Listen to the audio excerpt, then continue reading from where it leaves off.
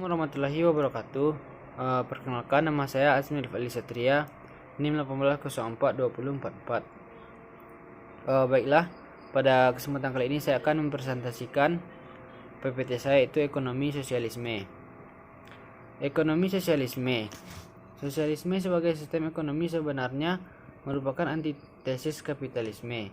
Sesuai dengan namanya, sistem ekonomi sosialis adalah sistem pengaturan ekonomi yang berkaitan dengan harta benda, industri, dan perusahaan secara kolektif yang dikuasai oleh negara. Secara umum, sistem ekonomi sosialisme didasarkan pada prinsip-prinsip antara lain. Yang pertama yaitu mewujudkan kesetaraan atau equality. Yang kedua, menghapuskan kepemilikan individu atau private ownership. Yang ketiga, mengatur produksi dan distribusi secara kolektif. Yang pertama di sini yaitu mewujudkan kesetaraan atau equality. Bentuk kesetaraan atau equality yang ingin diwujudkan sampai saat ini masih diperselisihkan oleh kaum sosialis. Ada yang menyebutnya dengan kesetaraan aritmetik, yaitu kesetaraan dalam segala hal yang bisa dimanfaatkan, di mana setiap individu diberikan sesuatu yang sama dengan individu yang lain.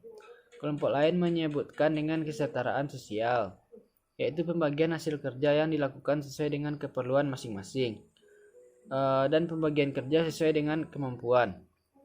Kesetaraan ini dapat diwujudkan bila konsep ini diterapkan, yaitu masing-masing akan diberikan pekerjaan sesuai dengan kemampuannya dan masing-masing mendapatkan sesuatu sesuai dengan keperluannya. Yang kedua yaitu menghapuskan kepemilikan individu atau private ownership. Dalam konteks penghapusan kepemilikan individu juga terdiri dari beberapa mazhab. Mazhab komunisme berpendapat bahwa kepemilikan individu harus dihilangkan sama sekali.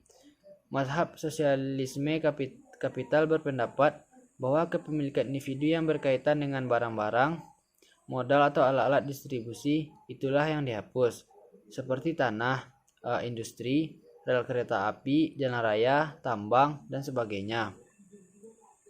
Ada yang menghilangkan kepemilikan yang berkaitan dengan tanah pertanian saja. Mazhab ini disebut sosialisme pertanian. Yang ketiga yaitu mengatur produksi dan distribusi secara kolektif. Pengaturan tentang produksi dan distribusi dalam sistem ekonomi sosialis terdiri dari beberapa pendapat.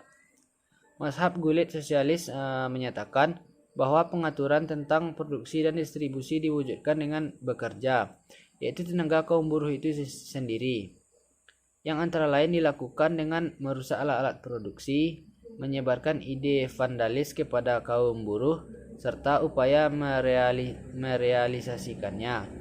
Sosialisme Marxisme menyebut proses tersebut sebagai hukum perubahan dalam masyarakat, atau yang disebut dengan metode kontradiksi. Adapun sosialisme negara menyatakan perlunya kajian terhadap semua keadaan yang memungkinkan terjadinya perubahan kepemilikan individu atau private ownership menjadi milik umum atau public ownership, yang biasanya dikenali dengan istilah nasionalisme. Baiklah, sekian presentasi dari saya. Assalamualaikum warahmatullahi wabarakatuh.